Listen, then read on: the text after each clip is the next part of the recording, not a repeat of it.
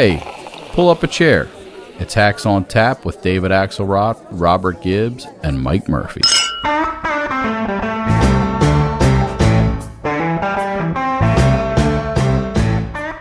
we have a judge who's highly conflicted, and he's keeping me from campaigning. He's an appointed New York judge. He's appointed.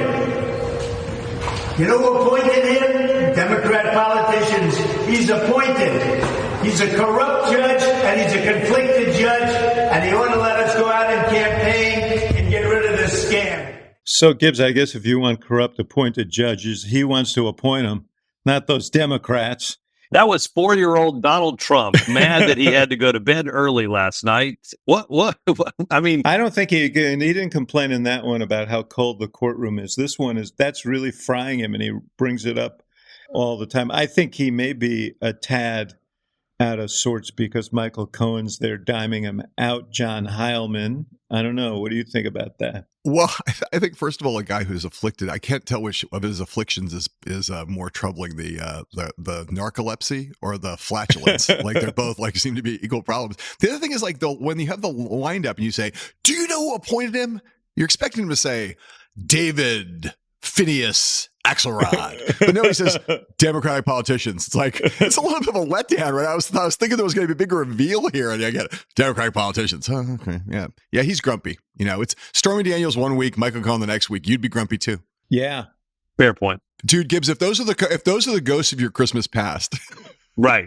And then you're sitting 12 feet from them as they testify. It's just not. I don't feel. I'm not like I'm saying I'm sympathetic to him, but you realize, man, what have I done with my life? If these are the ghosts of my Christmas past. If I projected sympathy, I misspoke. I'm sending the wrong vibes.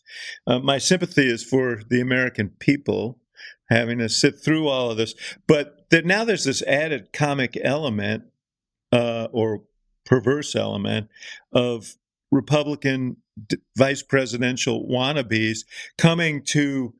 You used to audition by making a speech or going on a TV interview show. Now you got to show up in court to support the front runner for the nominee or your nominee. Mike Johnson's coming today. The Speaker of the House will be in the House. You know what it reminds me of, though? It reminds me of, do you remember at the very beginning of the Trump administration when there was the live cameras were set up in Trump Tower and all the supplicants were coming in during that period, during the transition? It's again, how are the mighty fallen? Before it was at Trump Tower and everyone was showing up. Here's Kanye West and here's so-and-so and here's so-and-so. And now it's he's at the Manhattan J.D. Vance, Doug Burgum. Criminal courthouse and he gets tummy total. Great. So Vivek Ramaswamy is there today. Yeah. And Burgum. Here's a guy, Burgum, just a kind of, country guy from North Dakota, made some money in the tech business, became governor. Now he wants to be VP.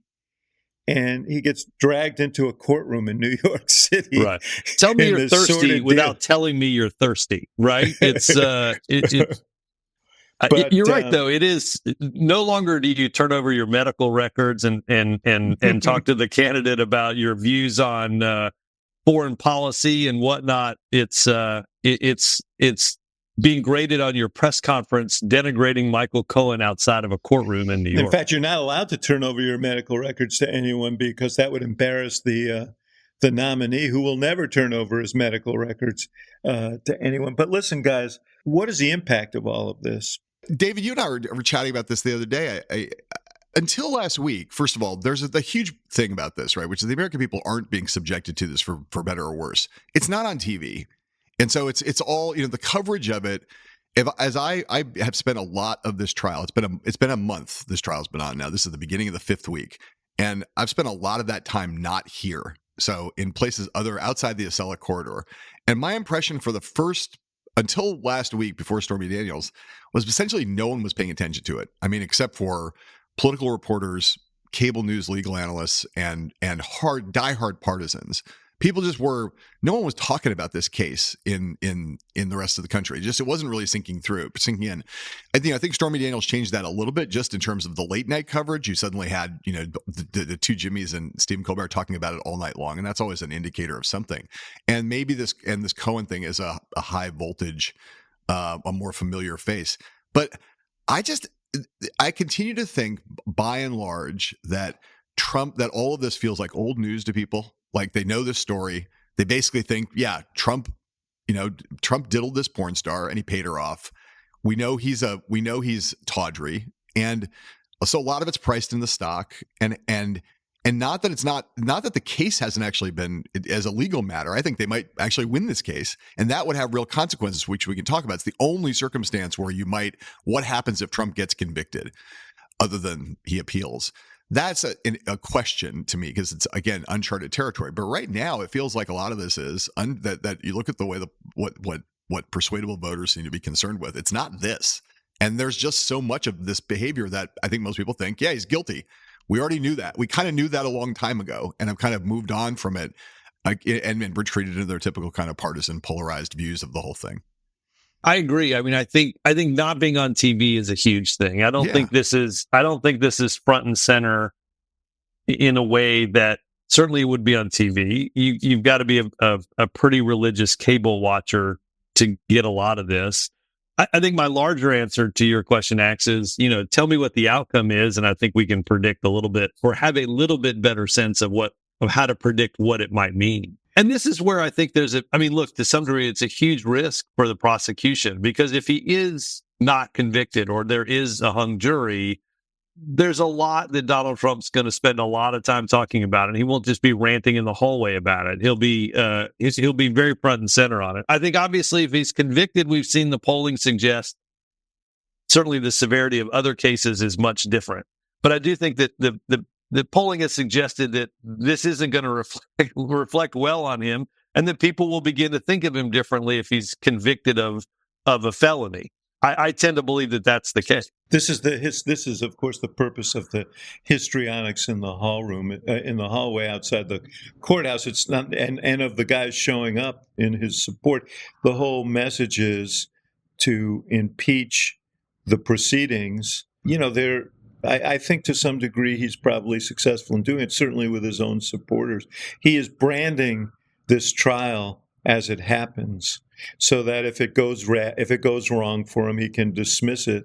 And if it doesn't go wrong for him, he's going to call it vindication, meaning even a hung jury. Although there will be an irony to that, which will be, I've said this trial was this is a corrupt justice system, and it's totally fixed, and it's a witch hunt. And now they've let me off, and I guess my indictment of the criminal justice system is basically wrong. Yeah, John, I'm sure that he'll correct the record soon after that. Consistency being his watchwords, I'm sure that he'll be flummoxed by the fact that he'll just shift. He'll say even the corrupt prosecutor and judge couldn't sell this dog to a jury. But I ask you guys this, though: what happens if I agree? Look. If Donald Trump is convicted, and next thing you know, he's in an orange jumpsuit, which I doubt one way or the other. At least his hair will match. I was going to say, does it match his hair, or is it a little off? Have you looked at the jumpsuits that they use at Rikers? They are like there's a lot of orange in those jumpsuits. I know Axe is very familiar with those jumpsuits. Yeah. I'm not nearly as well. But he's going to appeal this case. Leave my childhood out of this. A lot of what you see in a lot of the grandstanding, a lot of what the judge has been saying, everybody's getting prepared for this to be appealed, right? They're like all laying down a record for appeal. The things the lawyers are saying, the things the judge is saying to try. Every time he offers a ruling on contempt or on a mistrial, he's speaking in a way that's trying to lay down a record, knowing it's going to be appealed. So if he gets convicted, Trump appeals, he's not going to be in jail between now and he's not going to be serving a sentence between now and election day. And he appeals on the grounds that, on legal grounds, and he's going to make the political case. Does that, I agree with Gibbs. When I see the polling that says it would materially change on the margin some support for Trump, and it would have political impact if he were convicted. The next question is, does a conviction with a vociferous appeal that delays the actual outcome until after election day, does that not blunt the potential impact? I have another question, and I haven't talked to any pollsters about this, but aren't there a certain number of people who just aren't going to say, yeah, I mean, the guy's convicted, so I think people are, who wants to admit that it doesn't matter to me? I think that so I don't know how you actually measure this, especially in this case. I think the one thing we probably all agree on is, if you think back many, many months ago, certainly lots of Democrats and maybe even a good number of people covering the race would have surmised that the legal gauntlet that Trump was about to run was deeply perilous to his candidacy and may well save the country from this idea of another Trump presidency. And I think that's all but played itself to zero, right? That we're not going to have any of these big federal cases before the election. To John's point, this thing is going to be met with an appeal if it's successful and no immediate prison time. And therefore, I think it'll be on the margins, as John said, but not, this does not save the republic. I mean, in a marginal race, at the margins could be important. Matter. Yes. But that feels like the big news to me of last week, which of course is obscured by the Stormy Daniels thing of last week, was we had not that my view had been for a year that none of the cases that we cared about would be litigated and decided before Election Day. But it really became 100% clear last week. The Florida case, the documents case, which is the strongest legal case, the one he's clearly guilty. There's no doubt in anybody's mind he violated that. There's not even an argument about the classified documents case. We're not going to hear that. The Supreme Court has fucked the country on the January 6th case. That's not going to get heard. And the Georgia case also equally clear last week when you realized that the Fani Willis thing had led us into this place where that thing was, I think, given the size of that RICO case, it was never going to get heard this year. Right. But there was a lot of clarity last week that, that Rumsfeld thing of, you go to army, you go to war with the army you have. We're sort of in that place now with for anybody who cares about Trump legal accountability, this case matters now if you care about legal accountability because it's the only one that is going to take place where we're going to get an outcome before Election Day. But man, what a travesty that 4 years later, the other three cases, which are all hugely consequential as a matter of democracy, the law, and our politics, that none of them is going to get decided in time for voters who want these things to be decided before Election Day. There's lots of polling on this. People I would like to know whether the man is guilty of insurrection before Election Day. We're not going to get that. That's the thing that pisses me off the most, frankly. Or guilty of mishandling top secret documents right. when he's about to get a job to do it again. It is a pisser, but there are two things that I would say about it. One is, I think in a very perverse way, and maybe I've said this before, I think that, we all said that, this helped him in the primaries. I think it's helping him in the general as well in a weird way, because his whole message, what is his message? His message is me strong, the other guy weak. And this is adding to the mythology of his indomitability and strength. He's basically defied the whole system, and he's winning. And, it's perverse, but I think it's real. And the second thing is, yes, these trials have been pushed off. Yes, it's a travesty, but it also adds to the stakes for Trump and the desperation that he's going to bring to this thing. And it does portend a really ugly fall if this thing is in the same place that we were. We're going to be in a lot closer election, I think, than we were 4 years ago. I think there are going to be a lot of questions after Election Day, not just on Election Day. This thing could, it's not a trivial possibility that this thing could end in a tie and go to the House of Representatives. There is so much fodder here, and you got a guy who's staring at serious jail time and trials if he doesn't win this election. I think that it's a powder keg, and it's worrisome. Well, to your point too, Axe, everybody, and part of this is VP trials that we talked about earlier, but this is now extended beyond our VP aspirants, which is you put a microphone in front of Republicans these days and say, will you accept the outcome of the election in November? And there's anything from utter silence to befuddlement to lots of blah, blah, blah, blah. So, they've already set up, as you said, this kind of post-election period of chaos all over again. Do you guys, neither one of you guys lives in the Solid Corridor. And so I ask you both. Proud of it, brother. I ask whether you both feel the same thing that I feel, which is what I felt this entire year, especially being in places like Iowa, New Hampshire, and South Carolina during the primaries.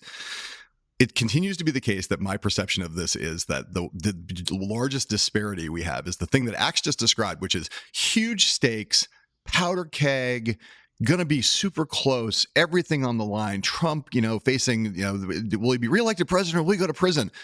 And that what you feel out in the country is that most of your people are like, I don't want to pay attention to this. I'm not engaged in this. You're right. This Totally. is the disparity between the stakes and the level of engagement. I've never seen anything like it. People are basically just like, call me closer to election day. I don't want either one of these people, really. This election bores the shit out of me and depresses me. I know I have to focus on it at some point. And even those who were very clear, Democrats who were like, of course I'm voting for Biden because Trump's a menace and a threat to democracy, but they're not like riveted by it. They were riveted in 2000, even during the pandemic. They were riveted in 2020. In 2016, they were riveted. In both of your guys' elections, they were riveted. Nobody's riveted to this. Everyone's just kind of dyspeptic about it.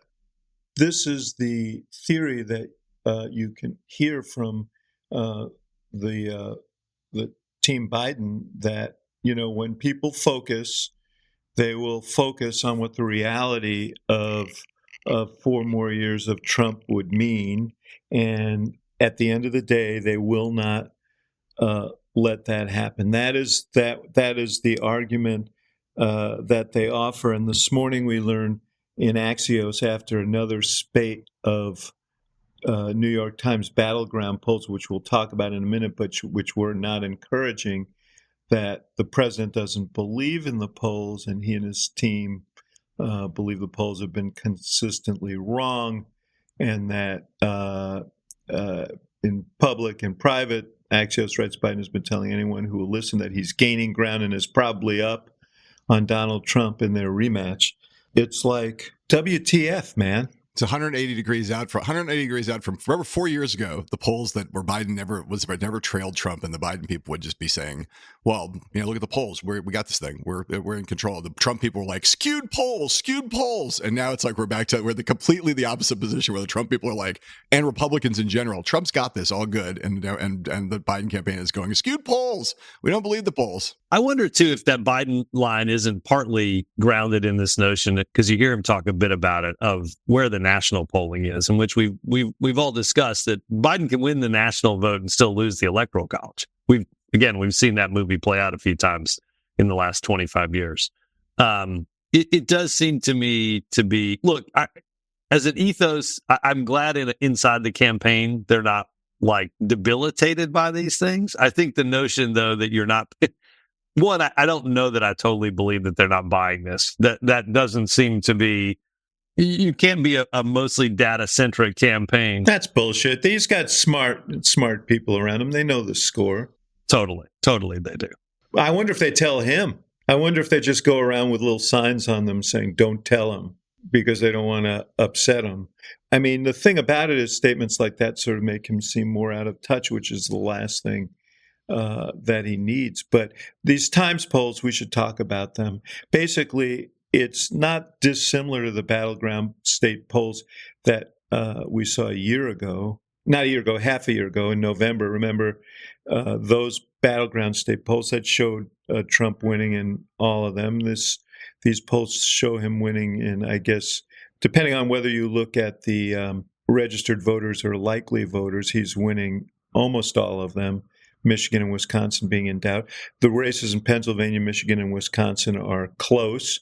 Those are the states that are going to determine this. But there's no doubt that Biden is going to have to pull something of an inside straight here, because Nevada seems out of reach. I think it was a double-digit lead here.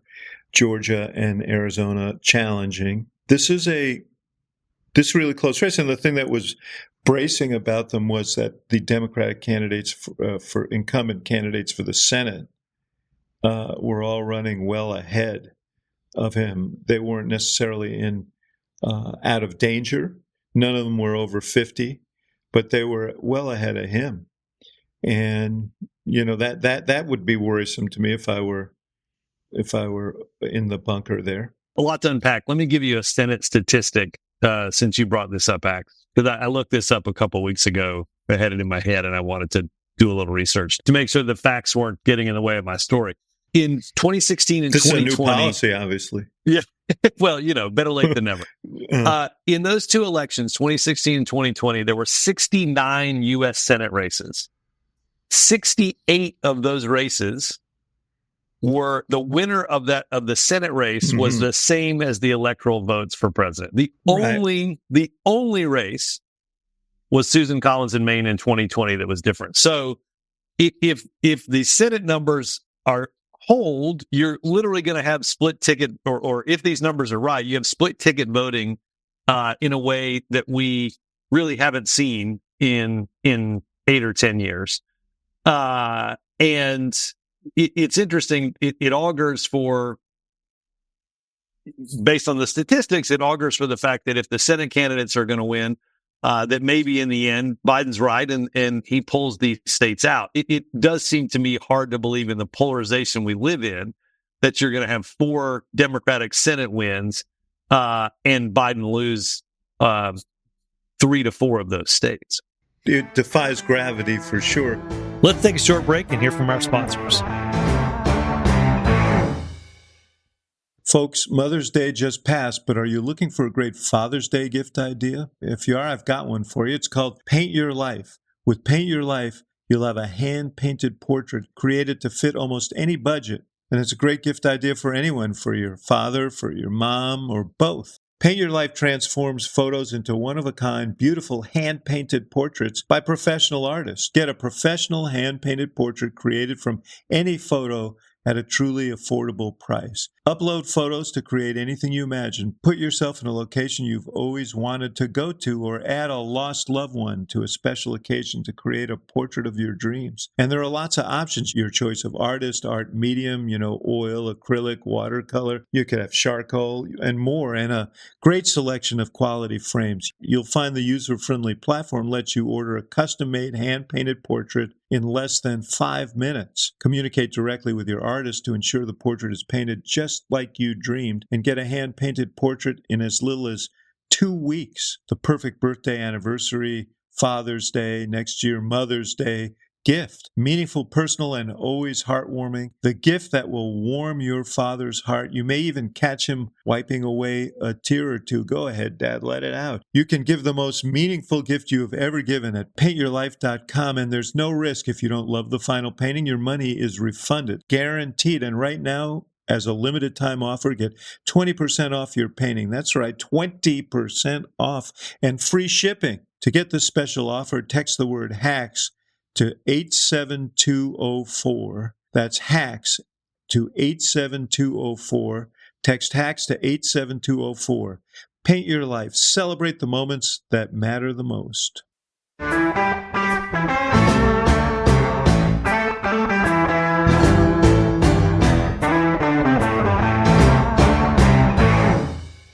People were very jaundiced in these battleground states about the system, right? About that the political system, the economic system is failing and needs, major changes.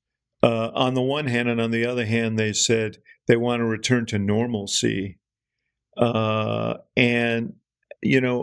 was trying to think about how those things cohere. I think normalcy in this case is a surrogate for some sort of stability of some sort, which was working for Biden 4 years ago, maybe working against him now. But the other thing about sort of the system and jaundice about the system, and this has been nagging me for some time, Biden, for all of the Joe from Scranton stuff, has spent 52 years in Washington, and he is the ultimate institutionalist. He believes in them. He has faith in them. I have faith in them. I mean, I think they're tested and struggling, but I believe in them. But I don't think his sort of steadfast belief in these institutions and offering himself as this sort of institutional candidate is necessarily an advantage in these times, in this particular moment. Well, yes. First of all, let's say this. As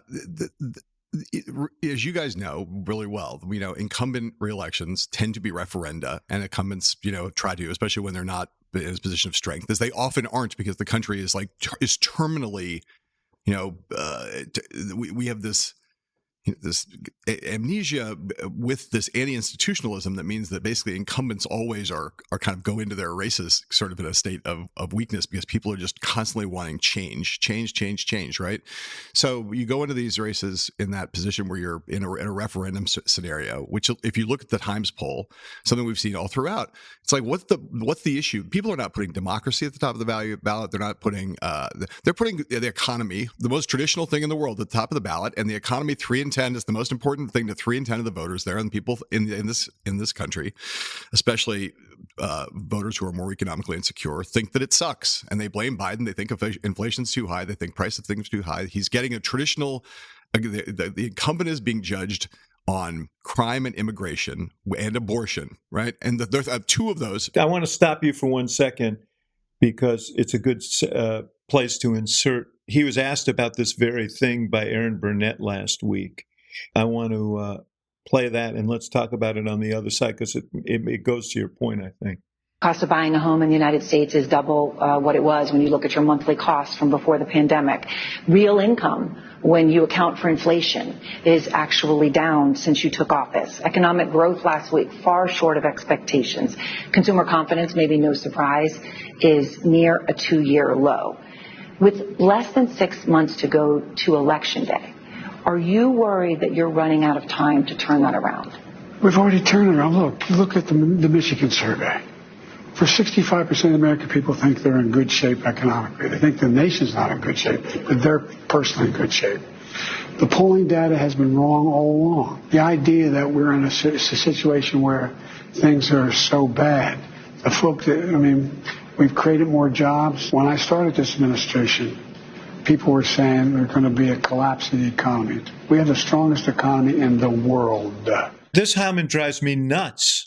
And I've been talking about it for a long time. It drives me nuts. He is not linking up to the reality of people's lives, which is how much they're paying for groceries, how much they're paying for gas, how much they're paying for rent, how much they're paying for how much it costs to get a mortgage. I mean, all the things like out there. This is not a made up thing. You know, the cost of a bag of groceries is the eggs, the butter, the milk, and the price at the pump, plus how much it costs to refinance or buy a house, are all high. And people are not delusional about this. It's not a made up thing by the media. We're not reporting it accurately. It's more expensive, and it makes me not to the. I'm getting to the point where it's making me mad. It's like, guys, you got to lead with, I know there are still people in pain. We've done a great job, but look, the prices are still too high. Yeah. You got to lead with what people actually feel. Because if you lead with greatest economy in 20 years, people go, dude, I mean, take a look at my bills. We're out of touch. Especially if empathy is your calling card. But right. Gibbs, this is something, this is a trait of Biden's, and we remember back in 2010 when he urged us all to call the summer of 2010 recovery summer. And nobody was feeling a recovery. And we got laughed at for it, and justifiably so. I think he has managed this well, in the sense that we have done better than other countries. We haven't had a recession. It doesn't matter. Soft landing, no recession. It does not matter if people are seeing it through a different lens, and it just makes him look out of touch. Yeah, if you look at the numbers in the Times poll, I just pulled them up. Those that think the economy is either excellent or good, in Nevada, 17%, Michigan, 19%, Arizona and Georgia, 20%, Pennsylvania, 21%, the outlier, Wisconsin at 29%. So even if let's assume that all of those people are Democrats. That's still, in most of those states, probably half the Democratic vote is thinking that it's a bad economy. And so I totally agree. And Trump has a 20-point lead right now on the economy with Biden overall. And he has a 33-point lead over Biden with 18 to 29-year-olds. It's like, guys, like it's killing you. The irony of this whole thing is, if Trump actually did what he says he wants to do, which is slap 60% tariffs on China and 10% tariffs on everything else from around the world, and extend in perpetuity his tax cuts for the wealthy, the inflationary impact of all of the things he's talking about, it would create a huge inflationary crisis in the country, and all these predatory interests that Biden rightly was talking about there would get a free pass because, as we know, last week Trump offered, in exchange for $1 billion in campaign money, told the oil industry, you can write your own rules. Go back to the poll on this for just a second, just to go back to the politics of it. To say again, 3 in 10 voters in the Times poll say the economy or inflation is the most critical issue in deciding their vote. 13% say immigration. That gets you up to close to half the people picking one of those two issues where Trump is dominating. And then you've got abortion as the third, with 12% of people saying that's the most important. You look at what that's doing to him, that issue set with the coalition that put him in office. It's these numbers are, these numbers are kind of stunning, right? It's the he leads with young voters by 4, Hispanic voters by 5, and black voters by 52. In 2020, those numbers were 24, 21, and 84. And that's, to me, to go back to your question about are they taking this poll seriously or not? It's like that. How do you look at this poll? The consistent thing over the last 2 years is that the groups that put Biden in office in 2020, he's just bled so much support with them. And that's, whatever you think about the head-to-heads, national polls versus battleground polls or whatever, the polling on the constituencies has been super consistent for a long time. And they got to fix some of that or they're going to lose. That's, I think, the biggest takeaway from this poll. I think, John, you're 1,000% right. It's not just that the economy is viewed poorly. It's the pressure that it puts on non-white voters and young voters. A huge boom for the president in 2020 when he was running. And now, quite frankly, the depth of support that Robert F. Kennedy Jr. is getting from those voters, and to some degree that Trump's getting from those voters, there's going to be, the Biden campaign is raising a huge amount of money, and they're going to have to spend a bunch of it, if not all of it, on trying to wrestle a few points away on those voter groups from Trump and from Kennedy. And it's going to be expensive and hard. But it's going to be impossible if what you say and do on a daily basis conflicts with that goal and just exacerbates your problems, which is that. Now, on the other news he made on Aaron Burnett's show last week was about Gaza. And you're right, Gibbs, that if you look at polling among young people, Harvard just had a poll, others have noted the same, it's not Gaza that is most disturbing them. It's the economy and their place in the economy. But nonetheless, this is obviously getting a lot of attention, these campus protests, which are not nearly as enveloping as the ones that I remember during the South African divestiture protests, but particularly the Vietnam protests. But they're creating an impression of chaos that adds to the border and other things that is central to the Republican message, which is things are out of control and Biden's not in command. And on this, on the Gaza situation, we can play the clip of Biden here from that. Have those bombs, those powerful 2,000-pound bombs, been used to kill civilians in Gaza? Civilians have been killed in Gaza as a consequence of those bombs and other ways in which they go after population centers. And I made it clear that if they go into Rafah, they haven't gone into Rafah yet. If they go into Rafah, I'm not supplying the weapons that have been used historically to deal with Rafah, to deal with the cities, to deal with that problem. So this caused an earthquake. I said before, and I had this debate with Murphy and Scott Jennings when they were on a few weeks ago. You can hold two thoughts at once. You can be devastated, as I was, by what happened on October 7th and still grieve for the kids of Gaza who are starving and displaced, and for the victims of indiscriminate bombing. I think genocide's the wrong word because I don't think the Israelis are targeting civilians. I just think they're not spending much. They're not being as assiduous as they should be, as careful as they should be about the collateral damage that they're inflicting, but he's in a terrible spot. And I think I know this is Hacks on Tap, and we're supposed to be side of the mouth and cynical, but I don't think. I think to say Biden is just responding to the student protesters, because that's what the Republicans want to say, and it fits their message, right? He's weak and he's being led around by his, and you might make that case on some other things. On this, he told the Israelis from the beginning. He warned them, be careful, don't make the mistake we made going in Iraq and so on. Well. And on top of that, if the politics were leading you on this, if that's what Biden was doing, making all these decisions on the basis of politics, he would have abandoned Bibi a long time ago. The politics on this have been. Right. I mean, if he was just being craven and political, you would have been like, man, this is a prop. He's stuck with Israel in a more foursquare way than he ever should have on the pure political calculation of it. I mean, I agree with you, Axe. I think I'm not trying to say he's handled it perfectly.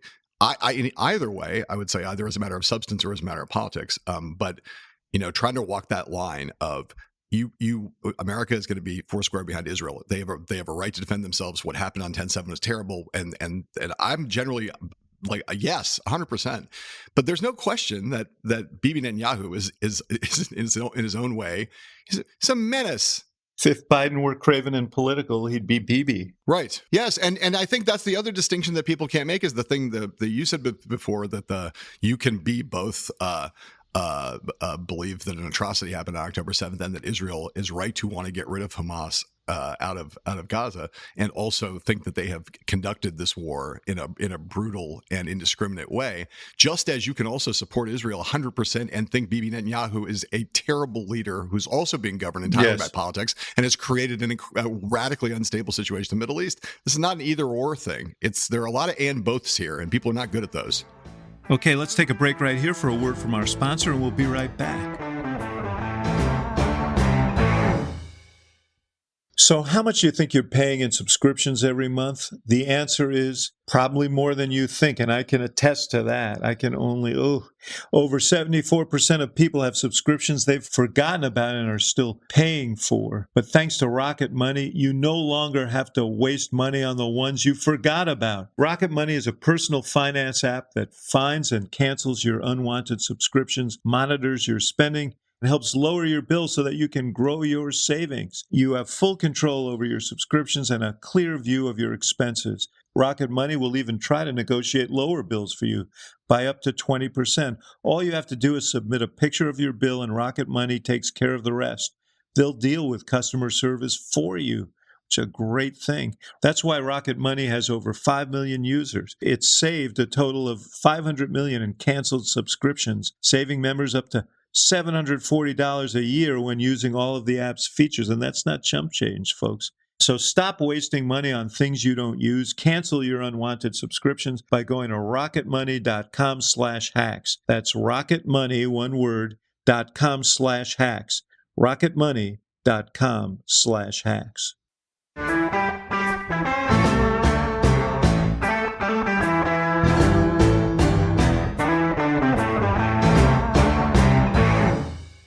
I saw Gibbs last weekend. I was at the weekend before. I was at the Sedona Forum of the McCain Institute, and Tony Blinken was there and was obviously. When does that guy sleep, by the way? I have to say, he's our friend, and I love Tony as a person, and I respect him so much as a public official, because there's a guy who subjugates his ego to the greater good, and it's just working his ass off, trying to deal with one hot mess after another in the world. And I don't know. And there are four of him. They figured out the cloning thing. The secret is that there are actually four. There are four identical Tony Blinkens. Yeah. But he said, here's the reality of the situation. We're dealing with two traumatized peoples here. The Israeli public is traumatized. And if, I talk to my friends from left to right in Israel, and they said, we can't live with this across the border. We can't do it. And so there's support for going hard after the leadership of Hamas until the bitter end, and Bibi is channeling that. But it's also true that what's being visited on Palestinians who, yes, they're being used by Hamas as human shields and all of that, but that doesn't, mitigate the terrible harm that's being done, and they're traumatized as well. And that makes any sort of, move toward peace that much more difficult. So I feel for Biden, I feel for Blinken, I feel for all these guys who are trying to handle this in the most responsible way. And I wonder, last thing, Gibbs, and I apologize for doing what I do. That's why we listen. I wonder if these young people, I understand the passion of these young people who see, and they're being bombarded with it on TikTok and social media, but these images of what's happening in Gaza, and they feel passionately about it. They ought to think about how exactly this would work if Donald Trump were president right now, and whether they think the Palestinian people would be better off under those circumstances, because I think it could be it could be even worse than it is. Yeah, and I think you'll certainly, I think at some point you'll hear the campaign make that in a more forceful way. I think to go to the policy of this, I mean, I think they've done as a pretty good job of navigating what is, to your point, almost an unnavigable set of things. If there was probably one thing you would change both policy-wise and politically, and I'm not surprised that they didn't do this, but I just think that my guess is what he's told Netanyahu. We've read what he's told Netanyahu is just very different than what he's communicated to the broader American public and the broader world about the level of warning and the concern that he's had. It's always hard to sort of go backwards and say, well, wait a minute, you don't realize that in February I was actually saying... Listen, he's the only restraint, he's the only effective restraint here. And that's what I mean about how it could be worse. But it's just, one of the things I'd say about these student protests, Gibbs, is also, if I'm Hamas and I'm looking at what's going on in the U.S. and I'm thinking about the pressures on Biden, I don't know if I'm in any rush to agree to a ceasefire right now.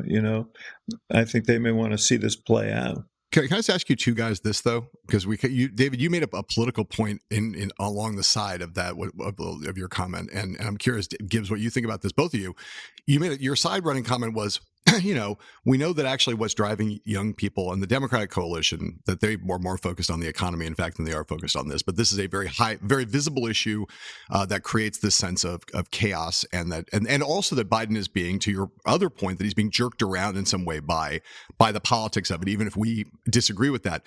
Where do you guys think the ultimately, we don't know, I can't really predict where this comes out in the wash, but what do you think the actual political consequences of this are for both the general election and for the stuff that happens between now and Chicago, where there's the possibility of a lot of, even if it's a relatively very small minority, but a very loud and potentially violent minority that could be disruptive? How do you see this through the political lens, the two of you, because you've been in this in real time, in the real place? I think the worry, and I go back to where Axe kind of brought us in on the polling in the larger political situation, which is this is going to be a closer election than the last one. And if you really, we sort of gloss over the fact that if it really was about 40-some thousand votes in 3 states. So it's a pretty close election last time, I thought. If we're setting up that 40,000 votes is a larger buffer than what we're going to get, the concerning political thing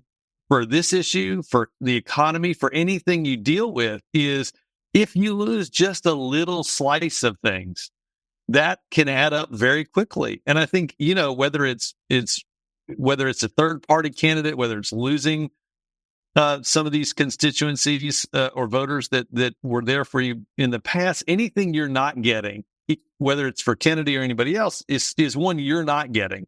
And you've got to go find more to make that up. And I think that gets really hard. And so I just worry that you don't have to have one silver bullet issue that loses this election. It could be a lot of little things that peel enough voters off to make it a losing election for President Biden. I think the polling shows how close this really is. But Heilemann is driving at something else here, which is, will this continue to be kindling? And, this convention, I think, I say this as a Chicagoan, I'm very worried about it, because it's not just those people who are earnestly coming to protest. It's also all of these forces, include the Republicans and malign state actors. There's so many people who have an interest in stirring that up and encouraging it. And you add, and on top of that, the migrant problem in Chicago that is going to be a focus. I mean, so it is a caustic mix. And again, I think that you ask what role will it play? I think anything that contributes to a general sense of chaos, and therefore Biden's weak, and therefore right. the Biden is weak. That is the challenge, and what Biden has to do. It is urgently important that you said earlier that these races are referenda on incumbents, and the goal for incumbents is always to turn them into a choice, and that's what we did in 2012. That's what Bush did in 2004. I mean, that's what you have to do. And because they haven't really focused their message, and no one could really say, oh, I get what the Biden message is. They also haven't been able to set the contrast in a consistent way. What is it about? And I think they have to come in with a really hard economic contrast. But the problem is they do everything one off. This week was ACA week, but they need to drive things that consistently. Gibbs is a master communicator. He understands in this environment, like you do it once, it's like a ripple in the pond. You've got to do it again and again and again for it to get through. So what is the message? What is the contrast? And how you just drive it relentlessly so that people have something to think about here, and it's not just a referendum on you. And to pull it forward, if those voters that we talked about at the beginning are so deeply disengaged, it is entirely possible that this thing doesn't get truly formed until it's quaint to say maybe after Labor Day, because that's always been the 1960 running for president, the whole thing started on Labor Day, when in reality it starts like 2 Labor Days before that in modern time. But it may be that this thing, I think these polls show it's clear Biden's behind. It's clear he's in a pinch when you look at particularly voters that support him. Do I still think there's a pathway to win this race? Yeah, I do. It won't be easy, very expensive. To your point, Ax, you got to throw like a damn near perfect game the last 6 innings. Inside straight. We're talking about an inside straight.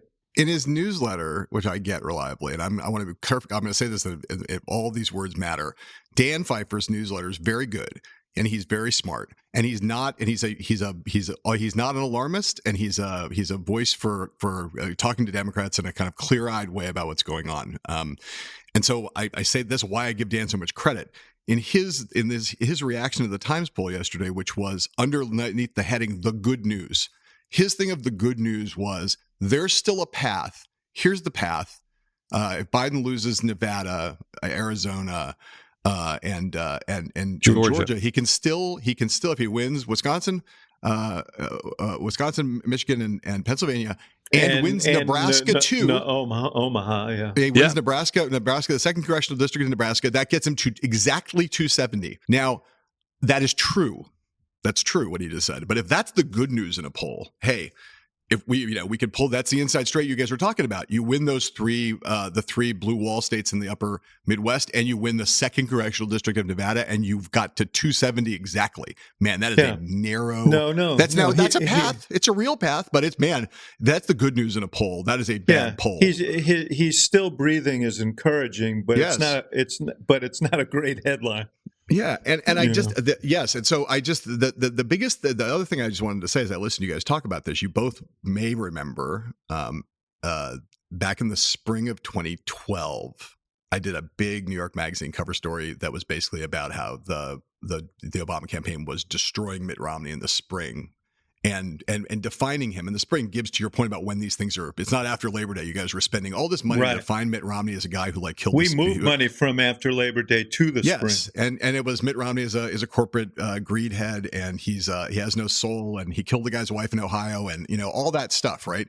Which actually kind of then later became the conventional wisdom. You guys had defined Romney in the spring, and it's just useful to think about it because it's so different now because of the nature of Trump. You can't do that. Trump's already defined. I mean, there was no, you can spend a lot of money at any point in this race, but so much of the bad stuff about Trump is baked in already. Yeah, but some of the bad stuff isn't. Well, I agree with that. David, I'm not saying it's all over. I'm just saying you guys had a relatively unformed national image. Usually when you have a challenger and you're an incumbent, you can shape the view of that challenger because the country hasn't really thought about them very much. This presents particular challenges because of Trump's universal perceptions there's no doubt of him, about it. right? It's just different. No, we were painting on a blank slate. This slate is largely filled in, and that makes it harder. And not impossible, but harder. No, but you got to fight for every inch. But they need a sharp economic contrast with Trump on specific things. We know the tax cut was highly unpopular, and he wants to. This is a real choice. He wants to renew it. Biden doesn't want to renew it. We know the Affordable Care Act is now popular. He wants to dismantle it. Biden doesn't want to dismantle it. He wants to repeal the act that's lowering the cost of prescription drugs and the cost of insulin. There's a story to be told here that may be a story that people are willing to hear, because they do believe Trump is a corporatist in the end, despite his populism. It's social populism, not economic populism. But whatever it is, they've got to get to it. I mean, they've got to get on it, and they've got to drive it, as I said, relentlessly. And also, if Trump wins, Hacks on Tap will go away because all of the hosts and co-hosts will be in jail. I mean, to me, that's the main thing that a voter would care about. The disappearance of Hacks on Tap as Axe, Gibbs, Murphy. We've recorded the show from worse places, Heilemann, so don't count us out. All right, hold that thought. We're going to take a short break, and now a word from our sponsors. Gang, anybody who knows me knows that I love my dog, Mac, who is a constant companion and the greatest little guy you can imagine. And I want the best for him. So I'm happy to talk about Nom Nom, because Nom Nom delivers freshly made dog food personalized to your dog's taste preferences and unique caloric needs. Dogs love great tasting meals just like us, yet their nutritional needs are different than ours. And that's why Nom Nom's nutrient-packed recipes are developed by board-certified veterinary nutritionists, freshly made and shipped free to your door. Recipes are made with 100% premium ingredients, which means 0% freaky fillers or funky stuff that you just don't want to give your dog. Nom Nom has already delivered over 40 million meals, and that's because the best dogs like yours deserve the best food. Nom Nom. Find Nom Nom at Chewy.com, at local PetSmart stores, or have it delivered straight to your door. Nom Nom provides your dog's favorite recipes whenever, wherever, and however you want them. Nom Nom's vet-developed recipes can be served as complete and balanced meals, used as healthy and tasty toppers, or even served as a treat. So say goodbye to boring dog food and give your dog a reason to run to their bowl with every meal, every day. Yeah, my dog can be finicky unless you put down exactly what he wants. Nom face, that's the face they make when they're deliriously excited about dinner. Well, that's assured or your money back guaranteed. Nom Nom is now available at Chewy.com and your local PetSmart stores, or you can get 50% off your no-risk trial box by going to trynom.com/hacks. That's trynom.com/hacks for 50% off your first subscription order.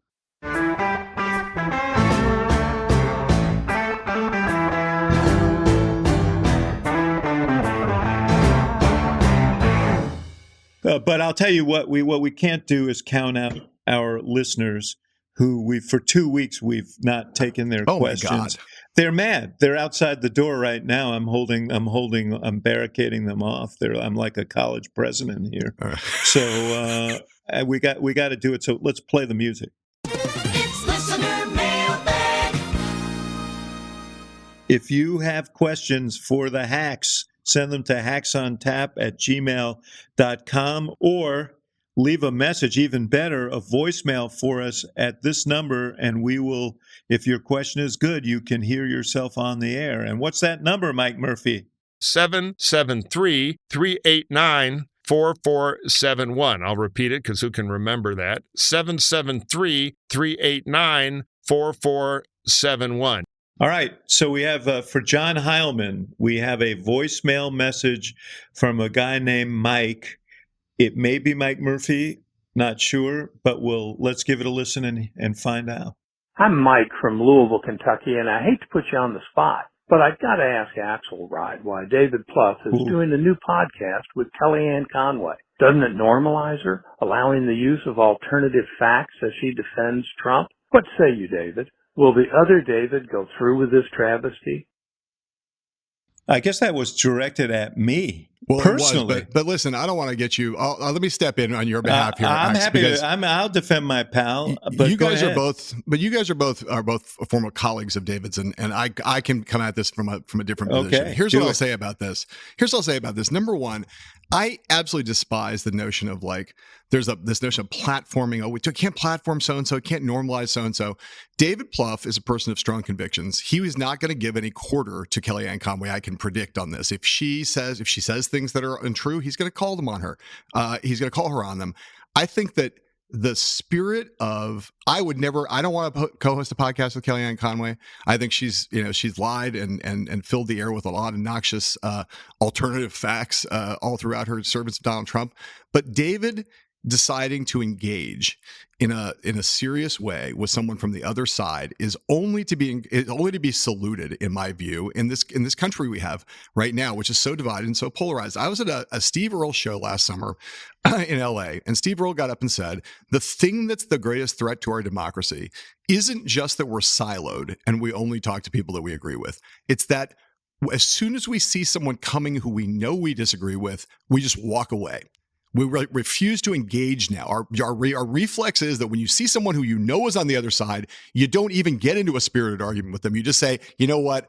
It's too much fucking hassle to deal with that person who's obviously out of their mind. And Plouffe's enterprise is being birthed in a spirit of the opposite of that, which is a spirit of engagement and a spirit of of course I disagree with her about almost everything, and that's fine. It's fine for us to disagree. I'm going to take this on in this way. Again, he's a better man than I am, because I wouldn't want to do a podcast with Kellyanne Conway in a million years. But I got to say, you got to applaud him for doing it. All the truth will come out in the pudding. Will David, take her on when she spouts bullshit? I think he will. And if he does, it'll be for the best. I couldn't agree more. I applaud him for taking that on.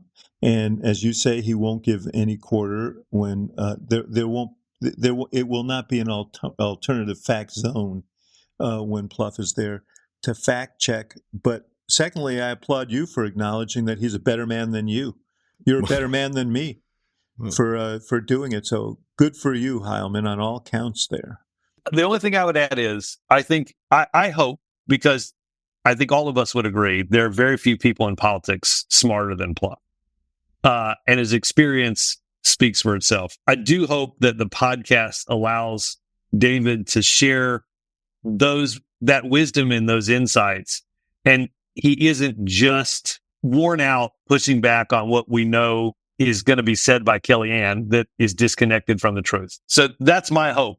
That's my hope. And there's always a chance. Look, back in the day before Trump, Kellyanne Conway was someone who you could have a reasonable political conversation with pre-Trump, where she could have a discussion about polling data. You could have a discussion about strategy and tactics. And if they can have the conversation there, where it doesn't have to be a fight against alternative facts, where they're having the conversation with the David Plouffe as the practitioner of politics, master practitioner that we know he is, with the Kellyanne Conway, who used to be a respected pollster on the Republican side, and talk about things from that perspective, where she's not spouting alternative facts. I mean, again, I find it hard to believe that'll be the case. But you can imagine a conversation like that. You could have imagined a conversation between the two of them in 2015 that you would have been very interested to hear. Yeah, she's not stupid. No. I actually had a public event with her in Chicago a couple of years ago when the whole DeSantis boomlet was happening. And she said, we will see if Governor DeSantis loves people as much as he loves his press conferences. That turned out to be a really prescient thing. Prophetic, yeah. So, the question is if you get those kind of insights or if you get a bunch of Trump bullshit. Yeah, and we shall see. And, at some point, Pluff may say he's had enough, but we'll see how it goes. Ax, I'm going to put you on the spot and ask you not one, but two questions. All right. Question number one from David, not you, I hope, writes in, Reagan was known as, quote, the Teflon president, but Trump has taken this to a new extreme. Why does Trump not get blamed for anything and Biden get no credit for anything? There's something troubling in there. David, what do you say to David? There's no doubt that there's something troubling in there. There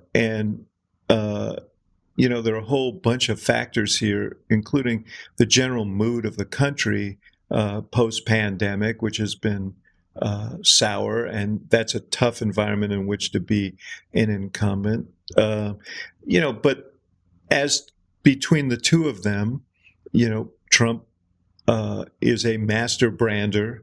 He understands the modern media environment. The things he says sometimes are absolutely insane, but he also speaks in an idiom people understand, and he understands what his message is, and he basically drives that message in a way that Biden simply hasn't or can or hasn't.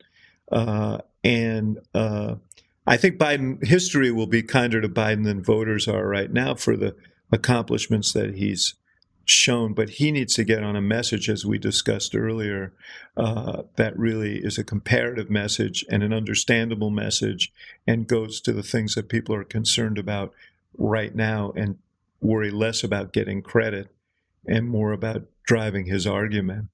And I think he'll get more credit in the comparative context than he will if he's simply out there asking for credit. Only thing I would add to that, Ax, is remember the Teflon president was reelected and Trump was not. All right, question number two from Daniel. The polling 6 months out seems to consistently show Biden ahead among likely voters and behind among registered voters.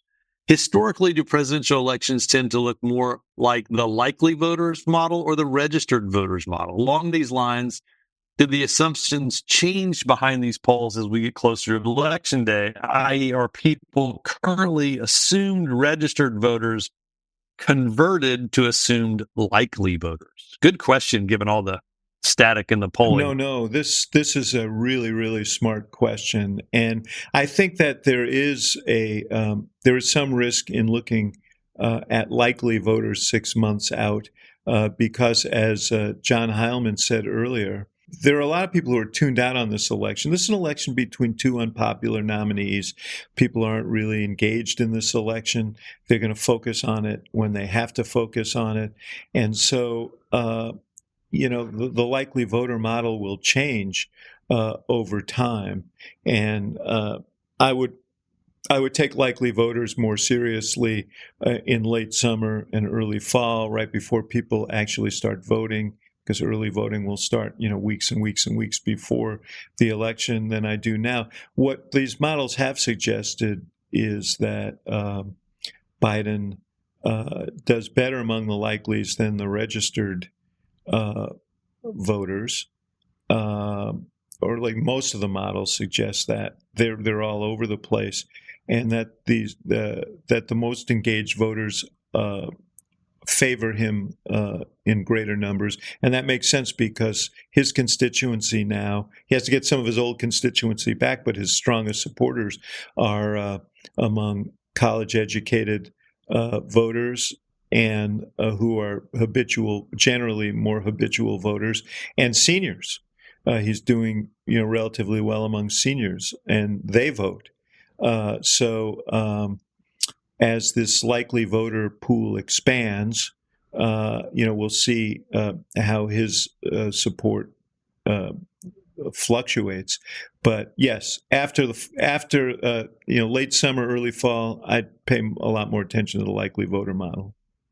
Now, Gibbs, I got one for you. Austin asks, what should the Trump campaign take away from Nikki Haley continuously receiving roughly 20% of the vote in the primary, despite her already dropping out? And I'll add the words months ago. And we saw it again in the Indiana primary last week. She got, I think, 22% of the vote. I think in the Indianapolis area, it was much higher, maybe in the 40s. So, Gibbs, what do you make of all that? We talked a lot about a lot of things on the podcast. I think this is probably one that we should have talked about, and I'm glad, Austin, you wrote this question in, because I don't think it's just the Trump campaign takeaway on this. I think it's also heavily the Biden campaign. As you mentioned, months after she dropped out, she's polling 22% of the vote in Indiana. It's a flashing red sign, a flashing red light for Donald Trump. And if you look at those Indiana raw numbers, 128,000 people took the certain Republican nominee and voted against him. If you're Joe Biden in a state, you're not going to win Indiana, right? But if you've got in one of these battleground states, if you can find 10,000 of that 130,000 vote group and get them to vote for you rather than her, rather than Trump, that could make a huge, huge difference. A Trump campaign has to understand this. They have to know it. They have to be super focused on this. I don't think Trump's handled his outreach all that well. To Nikki Haley, they haven't talked since she dropped out of the race. I think that's a huge mistake. And for Biden, boy, I'd be rushing to identify those voters and figuring out what, if anything, you can do or say to them to turn them for just one day. I have a hard time feeling like these are going to be RFK Jr. voters, and it may be really hard to make them Biden voters, but it's worth the money. Well, and, in the last few days, there was a report in Axios that got shot down within an hour by the Trump campaign that Haley was being considered as a running mate to him. I would be concerned about that. And part of the theory of the case for the Biden group is that these are among the voters who, at the end of the day, some portion of them, none of them are going to vote for Trump, or very few, and some portion of them are going to shift to Biden, and that is their hope. Why Biden hasn't connected with Haley, I don't know. They probably have more in common on some issues, foreign policy, for example, than does Trump. But in any case, I think this is something that we talked about Biden's softness among some of the supporters, some of the people who have supported him in the past. This is a real issue, and it's one that deserves monitoring. Also, what deserves monitoring, Gibbs, is the time. And it's time to say goodbye. Heilemann, it is always a pleasure to be with you, brother. And we got to make it a regular deal. I'm always honored. I'm always honored and delighted to be on the show. And I haven't been on with Gibbs for a very long time, if ever. It's like I usually get stuck with Murphy, and this has been. I mean, the upgrade as an experience is so high that I'm like, hey, if you could just, I'd love to come back anytime as long as it's with Gibbs. Now it's gonna be another year before you get back here. Mike, I love you, Mike. I love you. It's okay. I'm just kidding. Just kidding. For your benefit and for mine, I'm just going to say thank you, and I hope we get to do this more often. How about that? So we're not getting in trouble with our good friend, Mr. Murphy. 100%. Love you, Mike Murphy. Love you, and both you guys. Thanks a lot. All right, brother. Thanks, John.